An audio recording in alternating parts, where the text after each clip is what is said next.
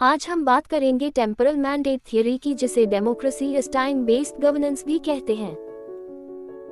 आज हम लोकतंत्र को एक बिल्कुल अलग नजरिए से देखने वाले हैं।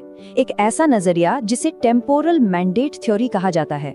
हो सकता है ये हमारी डेमोक्रेसी की समझ को हमेशा के लिए बदल दे। तो चलिए इस विश्लेषण की शुरुआत एक सीधे से सवाल से करते हैं। जब हम वोट डालते हैं तो असल में हम अपने चुने हुए नेताओं को क्या सौंप रहे होते हैं? क्या ये सिर्फ 5 साल तक राज करने की ताकत है या फिर इससे कहीं ज्यादा कुछ और गहरा है?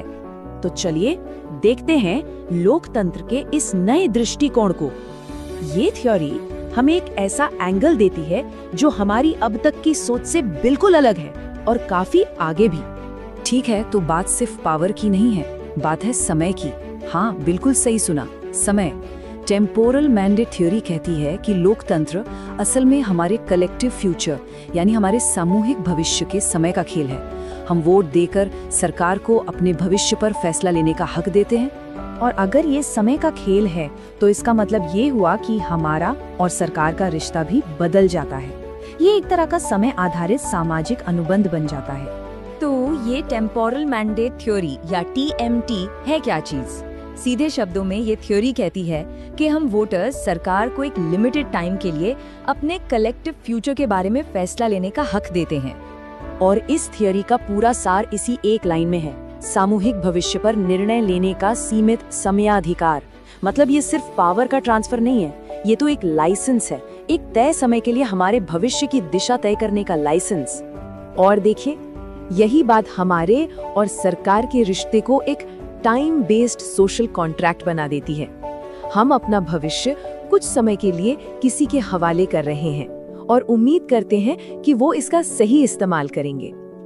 अब जो बात आने वाली है वो बहुत दिलचस्प है। ये थ्योरी सिर्फ एक आइडिया नहीं है, इसमें एक मैथमेटिकल इक्वेशन भी है, एक समीकरण जो शक्ति के इस खेल को दिखाता है। तो ये है वो इक्वेशन, अथॉरिटी बराबर है F-R। अब सवाल ये है कि ये F और R क्या है? चलिए इसे समझते हैं। इसे एक रस्साकशी के खेल की तरह सोचिए। एक तरफ है FT यानी फ्यूचर कंट्रोल कैपेसिटी, ये सरकार की ताकत है जिससे वो हमारे भविष्य को आकार देती है। और दूसरी तरफ खींच रही है RT यानी पब्लिक टाइम रेजिस्टेंस, मतलब जनता का विरोध। ये एक लगातार चलने वाली खींचतान है। तो FT को थोड़ा और समझते हैं। ये सरकार की वो ताकत है जिससे वो पॉलिसी बनाती है, बजट पास करती है और बड़ी बड़ी संस्थाओं के जरिए हमारे भविष्य पर असर डालती है। सोचिए, कोई नई एजुकेशन पॉलिसी आ गई या कोई बहुत बड़ा इंफ्रास्ट्रक्चर प्रोजेक्ट शुरू हो गया, ये सब FT का हिस्सा है। और इसके जवाब में है RT यानी जनता का प्रतिरोध। ये एक तरह का चेक एंड बैलेंस है, सरकार की फ्यूचर कंट्रोल करने की ताकत पर एक लगाम। इसमें सड़क पर होने वाले प्रोटेस्ट भी आते हैं, सोशल मीडिया पर उठने वाली आवाजें भी और बड़े बड़े जन आंदोलन भी। तो फिर क्या होता है जब ये बैलेंस बिगड़ जाता है? जब R यानी जनता का प्रतिरोध F से ज्यादा हो जाए, सरकार की ताकत से ज्यादा, तब आती है एक सिचुएशन जिसे ये थ्योरी कहती है टेम्पोरल लेजिटिमेसी कोलैप्स। ये वो पॉइंट है जब सरकार की लेजिटिमेसी, उसका अधिकार खत्म होने लगता है। क्यों? क्योंकि लोगों का गुस्सा, उनका प्रतिरोध RT, सरकार की भविष्य को कंट्रोल करने की ताकत FT पर भारी पड़ जाता है। अच्छा, तो ये इक्वेशन तो है ही, लेकिन ये थ्योरी हमें कुछ और भी बहुत जरूरी कॉन्सेप्ट्स देती है। ये कॉन्सेप्ट्स डेमोक्रेसी की एक ज्यादा डायनामिक, चलती फिरती तस्वीर दिखाते हैं। तो 3 मेन आइडियाज हैं। पहला है बोरोड टाइम गवर्नेंस, मतलब सरकारें हमेशा उधार के समय पर चलती हैं, वो समय जो उन्हें जनता से मिला है। दूसरा है टेम्पोरल अकाउंटेबिलिटी, मतलब सरकारें सिर्फ आज के कामों के लिए नहीं बल्कि उन कामों का भविष्य पर क्या असर पड़ेगा उसके लिए भी जवाबदेह हैं। और तीसरा है टेम्पोरल इनइक्वालिटी। ये बहुत दिलचस्प है। ये इस बारे में है कि कैसे कुछ पॉलिसीज आज की पीढ़ी को तो फायदा देती हैं, लेकिन आने वाली पीढ़ियों के समय और मौकों की कीमत पर। ठीक है, ये सब सुनने में तो बड़ा अच्छा लगता है, लेकिन इसका असल दुनिया से क्या लेना देना है? ये थियरी हमारे लिए जरूरी क्यों है?